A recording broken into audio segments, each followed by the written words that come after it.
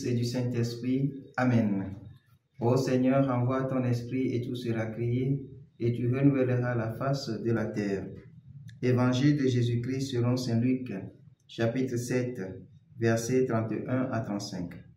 En ce temps-là, Jésus disait à la foule, « À qui donc vais-je comparer les gens de cette génération?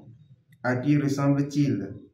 Ils ressemblent à des gamins assis sur la place qui s'interpellent en disant, « Nous avons joué de la flûte et vous n'avez pas dansé.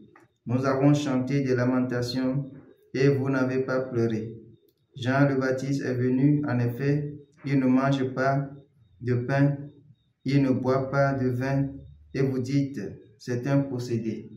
Le Fils de l'homme est venu, il mange et il boit, et vous dites, voilà un glouton et un ivrogne, un ami des publicains et des pécheurs. Mais par tous ces enfants, la sagesse de Dieu a été reconnue juste. Acclamons la parole de Dieu. Louange à toi, Seigneur Jésus.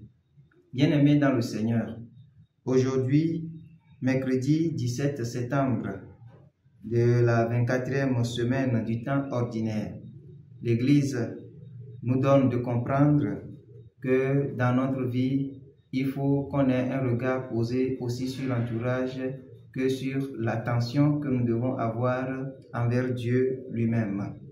La réaction des enfants dans cet évangile nous donne de comprendre que nous sommes dans une génération qui vit dans l'indifférence totale à l'égard de la parole de Dieu et par ricochet à l'égard de la souffrance des uns et des autres.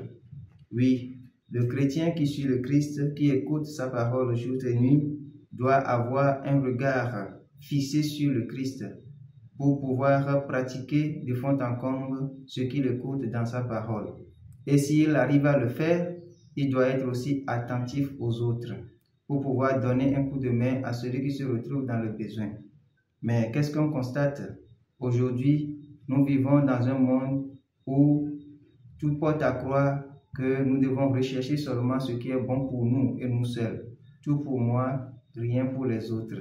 Ce qui se passe à côté ne me touche pas. Ce qui se passe à côté n'est pas mon problème. Que Dieu nous accorde la grâce d'un cœur ouvert, attentif à la parole de Dieu, à la grâce de Dieu. Et quand cette grâce, cette parole inonde notre vie, que cela rejaillisse aussi sur notre entourage. Qu'il en soit ainsi pour nous, maintenant et pour les siècles des siècles. Amen.